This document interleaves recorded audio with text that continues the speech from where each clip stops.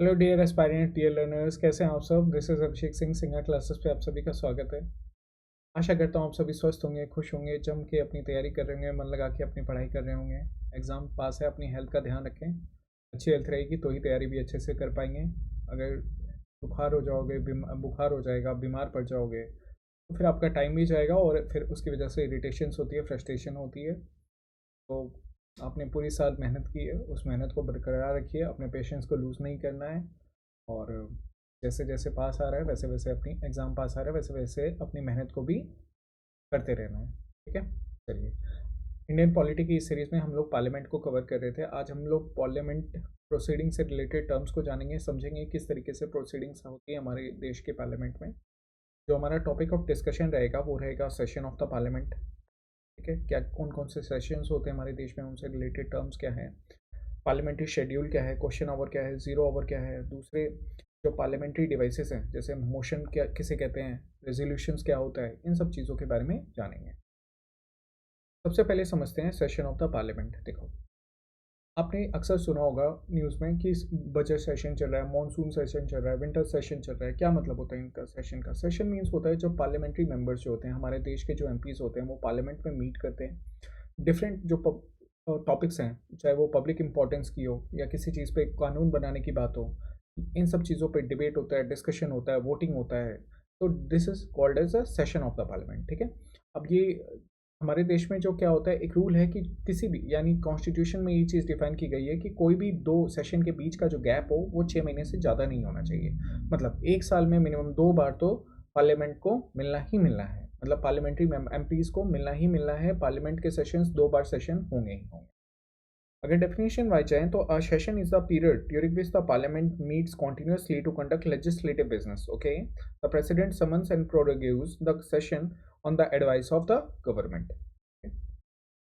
अगर parliamentary sessions की बात किया जाए तो एट प्रेजेंट हमारे देश में 3 पार्लियामेंट्री सेशन होते हैं। बजट सेशन जो फरवरी से लेकर मई तक होता है, मॉनसून सेशन जो जुलाई से सितंबर के बीच में होता है, और विंटर सेशन जो नवंबर से दिसंबर के बीच में होता है। ठीक है, इनसे रिलेटेड जो चीज़ें हैं उनको समझ लेते हैं। देखो, समन हो गया, प्रोरोगेशन हो गया, एडजॉर्नमेंट हो गया, एडजॉर्नमेंट डाई साइन डाई हो गया, डिसोल्यूशन हो गया।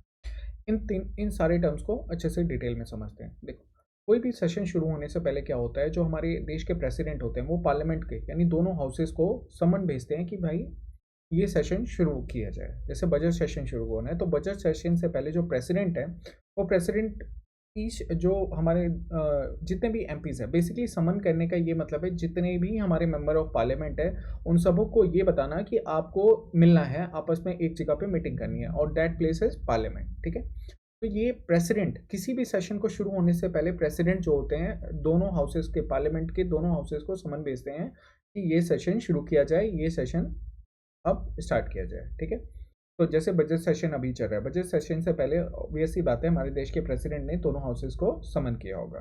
ठीक, उसके बाद आता है प्रोरोगेशन को बाद में समझना, फिर आता है एडजॉर्नमेंट। एडजॉर्नमेंट क्या होता है? जैसे सपोज आज का एडजॉर्नमेंट मतलब होता है कि कुछ दिन के लिए किसी भी सभा को स्थगित करना।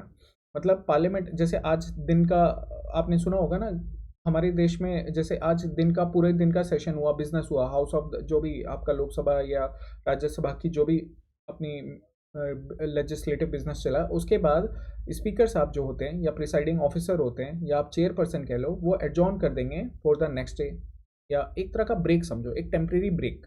ठीक है, एक टेम्प्रेरी ब्रेक होता है जिसमें जो सिटिंग ऑफ द हाउस होता है उसको रोक दिया जाता है। ठीक है, डेट इज कॉल्ड एडजॉर्नमेंट। ठीक है, एडजॉर्नमेंट साइन डाई, जब ये ब्रेक जो होता है ये डेफिनेट टाइम के लिए ना हो, मतलब इनडेफिनेट टाइम के लिए किया जाए तो उसे एडजॉर्नमेंट साइन डाई कहा जाता है। ठीक है, अब एडजॉर्नमेंट और एडजॉर्नमेंट साइन डाई में डिफरेंस समझो। जब से अगर आप हम अपने पार्लियामेंट का शेड्यूल देखोगे तो क्या होता है कि सबसे पहले क्वेश्चन आवर होता है, 11 बजे से अराउंड शुरू होता है। क्वेश्चन आवर होगा, क्वेश्चन आवर के बाद जीरो आवर होगा। ठीक है, जीरो आवर चलेगा आपका 1 बजे तक, 1 से 2 के बीच में आपका लंच टाइम होगा। ठीक है, तो ये जो लंच टाइम होता है यहाँ पे आपको एडजॉर्न कर देंगे। उसके बाद लेजिस्लेटिव बिजनेस मतलब जो कानून बनाने का काम है, ये सब चीज़ें होंगी। तो यहाँ पे क्या होंगे, प्रिसाइडिंग ऑफिसर जो होते हैं ये आपको हाउस को एडजॉर्न कर देते हैं। मतलब लंच टाइम के लिए आपको एडजॉर्न कर दिया, 1 घंटे के लिए इन्होंने एडजॉर्न कर दिया, स्थगित कर दिया। एडजॉर्नमेंट साइन डाई मतलब, जब साइन डाई कहने का सेंस है कि ये जब बिना टाइम बताए कि कितने टाइम के लिए सभा को एडजॉर्न किया जा रहा है, तब वहाँ पे एडजॉर्नमेंट साइन डाई कहा जाता है। वहाँ पे हमारे जो प्रिसाइडिंग ऑफिसर है वो एडजॉर्नमेंट साइन डाई करते हैं। और एडजॉर्नमेंट साइन डाई जो होता है जनरली ये किसी सेशन सेशन एक होता है, एक दिन का आपका बिजनेस जो है वो खत्म हुआ, एक हुआ सेशन, जैसे पूरा बजट सेशन वो खत्म हो गया। तो वहाँ पे ये पहले क्या होगा, जो लोकसभा के स्पीकर हैं या राज्यसभा के चेयरपर्सन है वो क्या करेंगे, इसको एडजॉर्नमेंट साइन डाई कर देंगे और इसके बाद प्रेसिडेंट जो है प्रोरोगेशन करेंगे। प्रोरोगेशन क्या होता है, ending of the session bye the president. ठीक। तो आप क्रोनोलॉजी समझिए। सबसे पहले क्या होता है आपका समन, किसके द्वारा, बाय द प्रेसिडेंट, किसी सेशन को शुरुआत करना। उसके बाद सेशन के बीच में जो आपके टेम्परेरी ब्रेक्स होते हैं, एडजॉर्नमेंट, वो कौन, चेयरपर्सन या presiding officer of the house. ठीक है। उसके बाद जब ये सेशन खत्म हो जाएगा तो adjournment sine die that is done by the presiding officer again. And last में जब एडजॉर्नमेंट साइन डाई के कुछ दिन बाद ही हमारे देश के जो प्रेसिडेंट है वो फिर से प्रोरोगेट कर देंगे दोनों हाउसेस को कि अब ये जो सेशन है वो खत्म हो चुका है। ठीक है। और फिर से नया सेशन शुरू होगा तो फिर से वापस से हमारे प्रेसिडेंट क्या करेंगे, समन करेंगे। क्लियर हुआ, यहाँ तक चीज़ें क्लियर हुई, समझ में आया? डाउट रह जाए कमेंट सेक्शन में पूछ लेना। ठीक। रिजोल्यूशन, देखो ये क्या होता है, जब हमारे देश की जो लोकसभा होती है वो भंग हो जाती है, जनरली 5 साल हो गया या समझो नो कॉन्फिडेंस मोशन पास हो गया, तो वहाँ पे क्या होगा, हमारी देश की लोकसभा भंग हो जाएगी। डिसोल्यूशन जो होता है लोकसभा में ही होता है, ध्यान रखना, राज्यसभा में नहीं होगा, बताया था मैंने पहले भी। राज्यसभा तो आपका 6 साल का टेन्योर होता है ना, हर मेंबर का जो होता है वहाँ पे 6 साल का टेन्योर होता है। ठीक है। डिसोल्यूशन जो होता है लोकसभा होता है। बेसिकली यहाँ पे कलेक्टिव रिस्पॉन्सिबिलिटी होती है गवर्नमेंट की, और 5 साल पे इलेक्शंस भी होते हैं, तो या तो नो कॉन्फिडेंस मोशन पास हो जाए, सरकार गिर जाए, ठीक है, या फिर आपका 5 साल जो गवर्नमेंट है उसका टर्म पूरा हो जाए, तो वहाँ पे हमारी लोकसभा जो है वो डिसॉल्व हो जाएगी। ठीक है।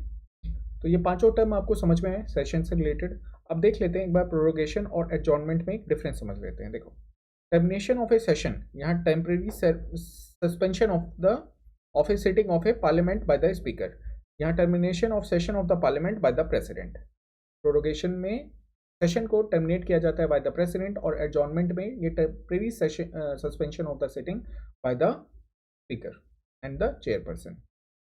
Effect ends the entire session of the parliament, prorogation जो होता है पूरे सेशन को खत्म कर देता है। एडजॉर्नमेंट की बात करें, only suspends the meeting for a specific time, ये मीटिंग को सस्पेंड करता है कुछ टाइम के लिए। Done by the president of India, done by the speaker और चेयरपर्सन ऑफ राज्यसभा। ठीक है। The parliament remains non functional until a new session is someone. ठीक है। पार्लियामेंट एक बार प्रोरोगेशन हो गया, जब तक नए सेशन के लिए समन नहीं किया जाएगा तब तक पार्लियामेंट हमारी नॉन फंक्शनल रहती है। The session continues and the parliament meets again after the break. ठीक है।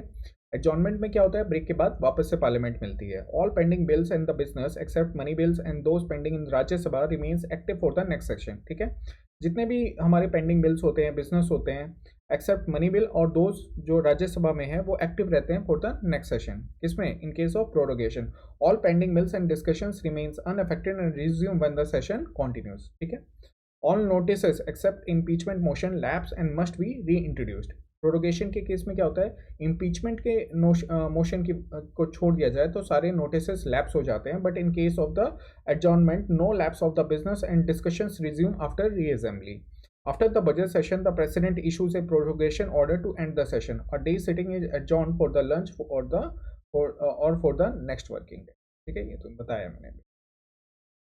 तो यहाँ तक ये जो सेशन से रिलेटेड टर्म थे, चाहे आप समन की बात करें, एडजर्नमेंट की बात करें, एडजर्नमेंट साइन डाई की बात करें, डिसोल्यूशन की बात करें, या फिर प्रोरोगेशन की बात करें। क्लियर हो गया, प्रोरोगेशन और summon by the president, adjournment और adjournment sine die by the speaker और the presiding officer of that house. चलो, ये एक इंपॉर्टेंट चीज़ है जो आना चाहिए, जनरली टेस्ट सीरीज में पूछा जाता है कि जब लोकसभा डिसॉल्व होते हैं तो उस केस में जो पेंडिंग बिल्स होती है उस पर क्या अफेक्ट पड़ता है। अगर ऑर्डिनरी बिल्स की बात की जाए तो lapses if still pending in the Lok Sabha, अगर वो लोकसभा में पास नहीं हुआ है, ऑर्डिनरी बिल है, तो वो लैप्स कर जाएगा। Lapses if passed by Lok Sabha but pending in Rajya Sabha, अगर वो लोकसभा में पास हो गया और राज्यसभा में पास नहीं हुआ है तो भी वो लैप्स कर जाएगा। ठीक है। Does not lapse if passed by both houses and awaiting for the president assent, अगर दोनों हाउसेस में पास हो गया बट प्रेसिडेंट ने सिग्नेचर नहीं किए हैं तो उस केस में वो बिल लैप्स नहीं होगा। मतलब नई लोकसभा आने तक, मतलब जो नया सेशन शुरू होगा या क्या होगा, ये डिजोल्व, यहाँ पे देख लो डिसोल्यूशन की बात की गई है। डिसॉल्व मतलब सरकार या तो जा चुकी है वहां से, इलेक्शन या तो गिर गई है या नए इलेक्शन आने वाले हैं, उस केस में ये सारी डिस्कशन चल रही है कि अगर प्रेसिडेंट के लिए असेंट बाकी है और दोनों हाउसेस ने, ओल्ड जो लोकसभा थी, दो उसके वो बिल अगर इंट्रोड्यूस हुआ था और दोनों हाउसेस से पास हो गया था और प्रेसिडेंट के असेंट का मतलब प्रेसिडेंट के सिग्नेचर होने बस बाकी है, तो उस केस में वो बिल जो है वो लैप्स नहीं करेगा। does not lapse if refer to a joint sitting and meeting has to be held। joint sitting के केस में भी बिल लैप्स नहीं करेगा। मनी बिल्स की बात की जाए तो lapses if not passed by Lok Sabha before dissolution, अगर मनी बिल लोकसभा ने नहीं पास किया तो लैप्स हो जाएगा। Do not lapse if passed by Lok Sabha and pending in Rajya Sabha और waiting for the president assent, अगर वो लैप्स नहीं करेगा अगर वो लोकसभा से पास हो गया है। फाइनेंशियल बिल्स लैप्स हो जाएंगे if not passed before dissolution, just like ordinary bills, ठीक है। कॉन्स्टिट्यूशनल अमेंडमेंट बिल्स की बात किया, do not lapse and continue in the next session of the parliament regardless of the dissolution of the Lok Sabha. Constitution amendment bill है तो वो lapse किसी भी केस में वो लैप्स नहीं करेंगे और next session of the parliament तक वो कंटिन्यू रहेंगे, वहाँ पे वापस से पेश किए जाएंगे, ठीक है। मज़ा आ रहा है, चीज़ें समझ में आ रही हैं, अच्छी लग रही है तो वीडियो लाइक जरूर करते रहना, ठीक है। दोस्तों के साथ शेयर करना। और ये सब पूरी video series free of cost है, काफ़ी लेक्चर्स हम कवर कर चुके हैं, आप सभी जाके लेक्चर को कवर करें, आपके रिवीजन के लिए, आपके चैप्टर जो बच्चे नए हैं उनके लिए कवरेज के लिए काफ़ी इंपॉर्टेंट है, ठीक है। अब पार्लियामेंट्री शेड्यूल को समझते हैं। देखो डेली पार्लियामेंट्री प्रोसीडिंग्स की बात करो तो सबसे पहले क्वेश्चन आवर आता है, फिर जीरो आवर आता है, फिर लेजिस्लेटिव बिजनेस आता है। बेसिकली 11 बजे के अराउंड हमारे देश का जो पार्लियामेंट है उसका डेली रूटीन शुरू होता है, पार्लियामेंट्री बिजनेस जिसे आप कहते हैं। ये बिजनेस जो होता है ये 11 बजे शुरू होता है, तो 11 से 12 के बीच में जो होता है क्वेश्चन आवर होता है। क्वेश्चन आवर में जो मंत्री होते हैं वो गवर्नमेंट से क्वेश्चन पूछते हैं डिफरेंट टॉपिक पे, डिफरेंट स्कीम पे, गवर्नमेंट पॉलिसीज पे, ठीक है। उसके बाद आता है जीरो आवर। जीरो आवर जो है ये कहीं पे मेंशन नहीं है, मतलब ये समझो इंडिया की इन्वेंशन है। इसमें क्या होता है, कोई ऐसा मतलब क्वेश्चन नहीं पूछे जाते हैं, बट जो जनरल पब्लिक के इंपॉर्टेंस की जो टॉपिक्स हैं उनका डिस्कशन किया जाता है, उन पर चर्चा की जाती है, ठीक है। फिर 1 से 2 के बीच में लंच का टाइम होता है और 2 बजे के बाद फिर लेजिस्लेटिव बिजनेस शुरू होता है, मतलब जहाँ पे कानून बनाया जाएगा, पॉलिसी बनाई जाएगी, ये सब चीज़ों पे आपका 1 बजे 2 बजे के बाद चीज़ें शुरू होती है। ये दोनों हाउसेज में इस तरह से शेड्यूल चलता है। सबसे पहले क्वेश्चन ओवर की बात करते हैं। तो सबसे पहला जो मतलब टाइम, सबसे पहला जो 1 घंटा होता है वो क्वेश्चन ओवर को दिया जाता है हमारे पार्लियामेंट में, to seek information and ensure accountability of the government. इसमें जो एमपीज हैं वो गवर्नमेंट से क्रॉस क्वेश्चन कर सकते हैं on their policies, on their मतलब ताकि गवर्नमेंट की अकाउंटेबिलिटी को इंश्योर किया जा सके। किस तरह के क्वेश्चंस होते हैं, तो बेसिकली 4 तरह के क्वेश्चंस पूछे जाते हैं, ठीक है।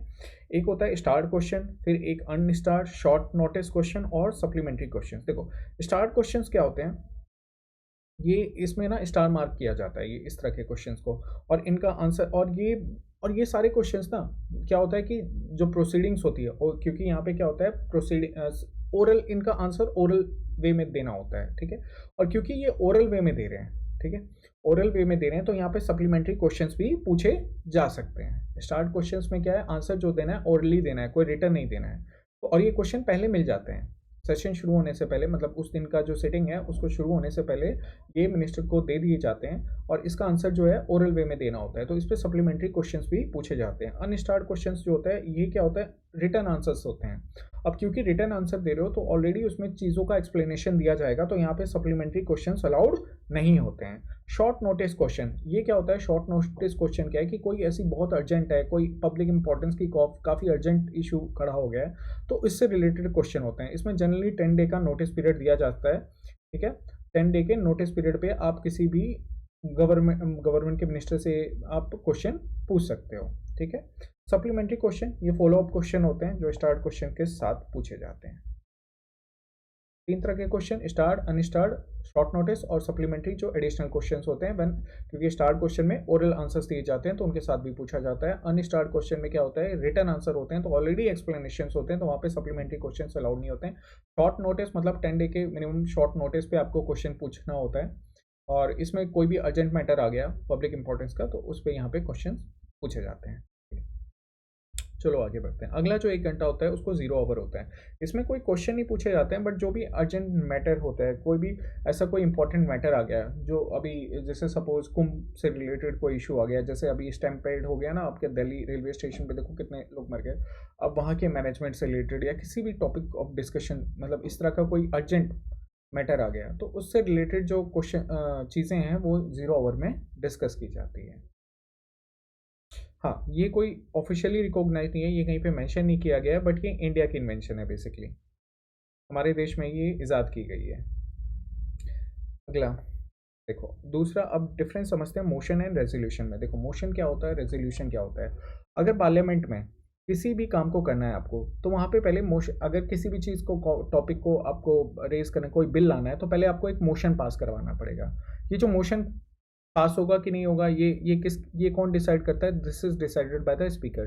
सपोज आप कोई बिल पेश करना चाहते हैं, आप किसी चीज़ पे डिस्कस करना चाहते हैं, तो वहाँ पे क्या है, आप एक मोशन रखोगे, आप एक फॉर्मल प्रपोजल दोगे, किसको रखोगे, बिफोर द प्रिसाइडिंग ऑफिसर, कि मैं इस चीज़ पे बिल लाना चाहता हूँ, मैं इस चीज़ पे डिबेट डिस्कशन करना चाहता हूँ। तो ये जो मोशन है वो पास होगा कि नहीं, this is decided by the speaker, ठीक है।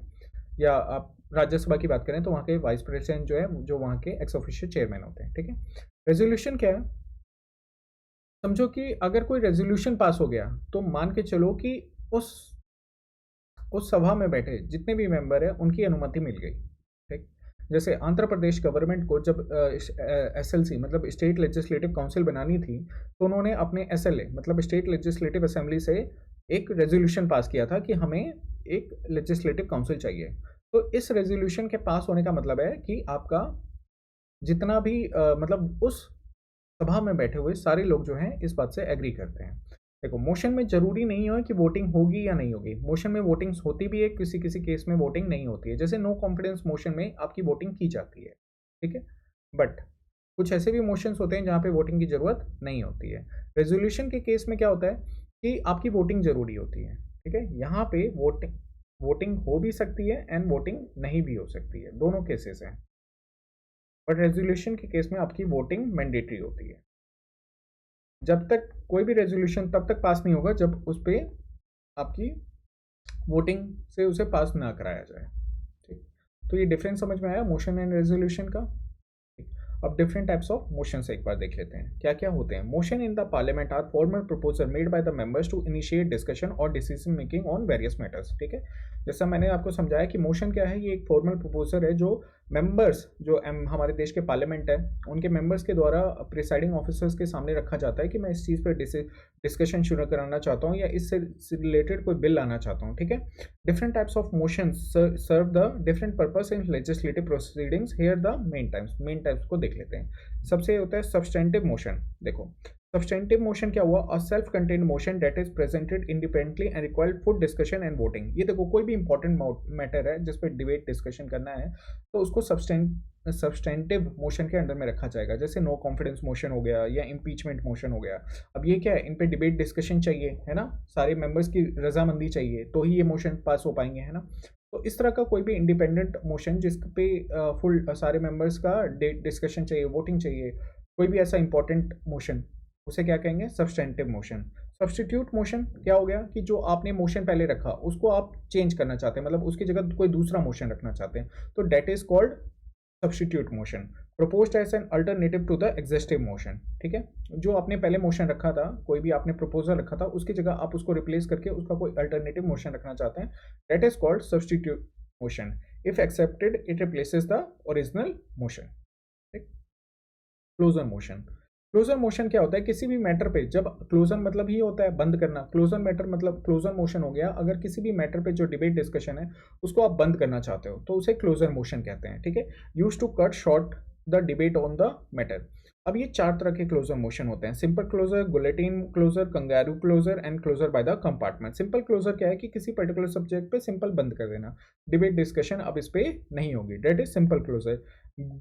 गुलेटिन, आई थिंक गुलोटीन कहते हैं इसे। गुलोटीन क्लोजर क्या होता है, when a large number of motions are pending, remaining motions are voted on whether without discussion, ठीक है। देखो इसमें गुलोटीन क्या होता था, पहले के टाइम में ना गर्दन को काटने वाली एक मशीन होती थी, याद है, ऐसे पुराने जमाने में नहीं होता था जिसमें आदमी रख दिया जाता था ऊपर से ऐसे गिरा देते थे, तो डेट इज व्हाट, ठीक है।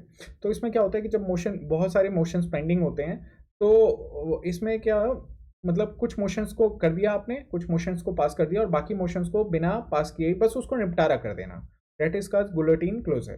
कि कुछ मोशंस पे आपने बिना डिबेट डिस्कशन किए आपने उसको निपटा दिया, ठीक, और कुछ को पास कर दिया, निपटा दिया मतलब किसी तरह से अपना लेखा जोखा बंद कर दिए। कंगारू क्लोजर, कंगारू क्लोजर्स क्या होते हैं कि आपका कोई भी मैटर है उसमें से कुछ सिलेक्टिव टॉपिक्स हैं, उन पे आपने डिबेट किया, डिस्कशन किया और उस मोशन को बंद कर दिया, उसको पास कर दिया, मतलब समझो ऐसा।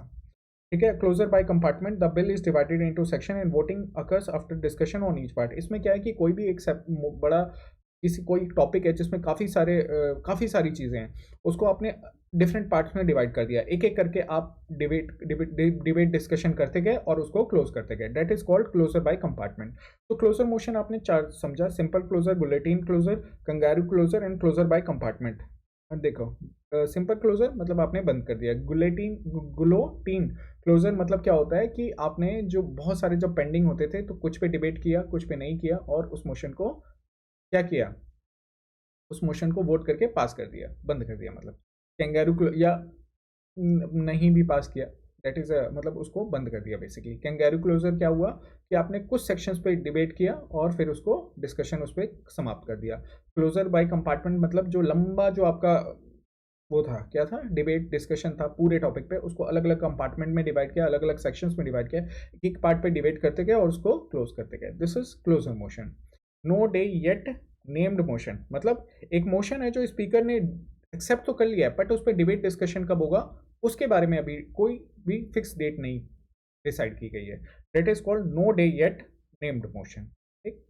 फिर आता है एडजॉर्नमेंट मोशन। एडजॉर्नमेंट टर्म और हमने कहाँ सुना था, देख लेना। Introduced to discuss a matter of urgent public importance, requires the consent of the speaker. If admitted, normal business is suspended to discuss the urgent motion. देखो, इसमें क्या होता है, कोई भी अर्जेंट मैटर है जिसपे अगर आप चाहते हैं कि मोशन लाया जाए, कोई पब्लिक इंपॉर्टेंस का कोई अर्जेंट मैटर आ गया और उस पर आप चाहते हो कि वो लाया जाए, मतलब डिस्कशन किया जाए, तो that is adjournment motion. Adjournment motion क्यों कहा जाता है, क्योंकि इस मोशन को लाने के लिए ना आपको लोगों का सपोर्ट चाहिए। कितने लोगों का सपोर्ट चाहिए, तो कम से कम 50 लोगों का सपोर्ट चाहिए और मिनिमम इस पर 2.5 घंटे तक क्या होती है, डिबेट डिस्कशन होना चाहिए। ये सिर्फ लोकसभा में ही होता है। और अगर एडजॉर्नमेंट मोशन पास हो गया मतलब आपको बाकी सारी जो डिस्कशन चल रही थी उसको बंद करना पड़ेगा। ठीक है। ये अर्जेंट मैटर पे डिबेट डिस्कशन हो रहा है ना, तो इसमें दो कंडीशन, एक तो लोकसभा में ही होगा, दूसरा इसमें 50 लोगों का सपोर्ट चाहिए। ठीक है। और कम से कम इस पर 2.5 घंटे तक आपको डिबेट डिस्कशन करना है। ठीक। और अगर एडजॉर्नमेंट मोशन पास हो गया तो बाकी सारी चीज़ों को क्लोज कर दिया जाएगा, इसीलिए इसमें 50 लोगों का सपोर्ट चाहिए होता है। और calling attention motion, calling attention motion क्या हो गया कि अगर आप जनता का मतलब ये भी एक इंडियन कन्वेंशन है, ध्यान रखना, ये भी कोई कहीं लिखा नहीं है, ये भी हमारे देश का ही एक कन्वेंशन है। इसमें क्या है कि अगर आप जो पार्लियामेंट का ध्यान है, अगर आप मंत्रियों का ध्यान है वो किसी खास मैटर की तरफ खींचना चाहते हो, उनका ध्यान किसी खास इशू की तरफ लाना चाहते हो। अब कॉलिंग अटेंशन मोशन में ना कोई भी वोटिंग नहीं होती है, ध्यान रखना। मैंने कहा ना मोशन में जरूरी नहीं है, अब नो कॉन्फिडेंस मोशन में वोटिंग हो रही है, कॉलिंग अटेंशन मोशन में नहीं हो रही है। ये सिर्फ जो सदन का जो ध्यान है वो किसी इंपॉर्टेंट मैटर की तरफ खींचने के लिए लाया जाता है। 6 के 6 समझ में है क्या क्या मोशंस होते हैं। सबसे पहले सब्सटेंटिव मोशन, कोई भी इंपॉर्टेंट आप जैसे इम्पीचमेंट, नो कॉन्फिडेंस मोशन, इस तरह का जब आप मोशन लाते हो that is substantive motion. Substitute motion, जो आप मोशन पहले लाए थे उसको रिप्लेस करके आप दूसरा मोशन ला रहे हो, उसका अल्टरनेटिव आप लाना चाहते हो। ठीक है। क्लोजर मोशन, जब आप किसी भी मोशन को क्लोज करना हो, ये simple guillotine kangaroo and closure by compartments हो सकता है। No day yet named motion, जब स्पीकर ने मोशन एक्सेप्ट कर लिया बट वो कब उसका डेट होगा वो डिसाइडेड ना हो। ठीक है। एडजॉर्नमेंट मोशन मतलब जब बाकी सब चीज़ों को रोक करके आप किसी अर्जेंट मैटर पे कोई मंत्री पार्लियामेंट का ध्यान लाना चाहता हो, उस पर डिबेट डिस्कशन करना चाहता हो, इस मोशन को लाने के लिए 50 मेंबर्स का सपोर्ट जरूरी होता है और कम से कम ये हमेशा लोकसभा में लाया जाता है और 2.5 घंटे तक इस पर डिबेट डिस्कशन चलना चाहिए। कॉलिंग अटेंशन मोशन, ये वो मोशन होता है कि जब किसी अर्जेंट मैटर पे पार्लियामेंट का ध्यान खींचना हो, ठीक है, मेंबर्स का ध्यान खींचना है, इसमें वोटिंग नहीं चाहिए होती है और ये this is a Indian convention. ठीक है। ये कहीं बाहर की इजाद नहीं है, ये हमारे देश की ही इजाद है। फिर आ जाओ नो कॉन्फिडेंस मोशन और सेंसर मोशन। देखो, नो कॉन्फिडेंस मोशन और सेंसर मोशन ना एक ही जैसे होते हैं, दोनों गवर्नमेंट के अगेंस्ट में ही लाए जाते हैं। बट सेंसर मोशन क्या है कि आप किसी मेंबर के अगेंस्ट में भी ला सकते हो, किसी पॉलिसीज के अगेंस्ट में भी ला सकते हो। ठीक है। किसी खास डिपार्टमेंट के अगेंस्ट में ला, लेकिन नो कॉन्फिडेंस मोशन में आपका कलेक्टिव रिस्पॉन्सिबिलिटी वाला कंसेप्ट याद करो। जो हमारी देश की गवर्नमेंट है, जो हमारे देश के काउंसिल ऑफ मिनिस्टर्स है, वो कलेक्टिवली रिस्पॉन्सिबल है टू द लोकसभा। तो नो कॉन्फिडेंस मोशन जो होता है वो अगर पास हो गया तो फिर पूरी की पूरी गवर्नमेंट गिर जाएगी, बट सेंसर मोशन में ऐसा नहीं होता है कि गवर्नमेंट गिर जाएगी, ठीक है। दोनों जो होता है गवर्नमेंट की पॉलिसीज जो होता है उनके अगेंस्ट में क्वेश्चन खड़े करने के लिए लाया जाता है। नो कॉन्फिडेंस की बात करें, introduced in Lok Sabha to express that the government has lost the confidence of the house, ठीक है। नो कॉन्फिडेंस मोशन को इसलिए लाया जाता है कि ये प्रूव किया जाए कि गवर्नमेंट का को जो सपोर्ट है वो कम हो चुका है। मतलब 273 सीट चाहिए सरकार बनाने के लिए, अब 273 अगर ये मोशन पास हो जाएगा, ये प्रूफ हो जाएगा कि गवर्नमेंट को जो सपोर्ट है वो 273 गवर्नमेंट को 273 लोगों से कम लोगों का सपोर्ट मिल रहा है, उस केस में सरकार गिर जाएगी, काउंसिल ऑफ मिनिस्टर्स को रिजाइन करना पड़ेगा, ठीक है। Requires at least 50 members to support its introduction. कम इस चीज़ को ये देखो, दो चीज़ें हमेशा याद रखना, नो कॉन्फिडेंस मोशन हमेशा लोकसभा में लाया जाता है, और दूसरा कम से कम 50 लोगों का इसमें सपोर्ट चाहिए होता है, ठीक है, तभी इसको इंट्रोड्यूस किया जा सकता है, अदरवाइज नो कॉन्फिडेंस मोशन को इंट्रोड्यूस नहीं किया जाएगा। If passed government must resign, अगर नो कॉन्फिडेंस मोशन पास हो गया तो गवर्नमेंट को रिजाइन करना पड़ेगा, ठीक है। सेंसर मोशन की बात की जाए तो move to criticise a specific policy और एक्शन ऑफ द गवर्नमेंट। देखो, ये किसी स्पेसिफिक पॉलिसी या किसी खास मंत्री, ये तो पूरी गवर्नमेंट को गिरा देगा ना। यहाँ पे क्या होता है, किसी खास मंत्री, किसी खास या ग्रुप ऑफ मिनिस्टर्स, उनके डिपार्टमेंट, उनके अगेंस्ट में क्या होता है, ये आपका सेंसर मोशन लाया जा सकता है। If passed government is expected to respond but it not required to resign, इस केस में सेंसर मोशन पास हो गया तो फिर ऐसा नहीं है कि गवर्नमेंट को रिजाइन करना पड़ेगा, ऐसा कुछ भी नहीं होता है। It requires reasons to be mention unlike a no confidence motion, ठीक है। यहाँ पे रीजंस की जरूरत होती है कि भाई सेंसर मोशन क्यों ला रहे हो, ये चीज बताना पड़ेगा, रीजन बताना पड़ेगा, ठीक है। दोनों के डिफरेंस को समझ लो, नो कॉन्फिडेंस मोशन और सेंसर मोशन में। यहाँ पे expresses lack of confidence in the government. No confidence motion जो है ये दिखाता है कि जो गवर्नमेंट में कॉन्फिडेंस है वो कम हो चुका है। Censure motion criticises a specific government policy और द एक्शन। जो आपका सेंसर मोशन होता है ये गवर्नमेंट पॉलिसी की, किसी खास पॉलिसी को क्रिटिसाइज करने के लिए लाया जाता है। द गवर्नमेंट मस्ट रिजाइन, इस केस में गवर्नमेंट को रिजाइन करना पड़ेगा, इसमें ऐसा कोई जरूरत नहीं है। No need to state specific reasons. इसके लिए देखो, इसके इंट्रोडक्शन के लिए, नो कॉन्फिडेंस के इंट्रोडक्शन के लिए किसी भी खास रीजन की जरूरत नहीं होती है।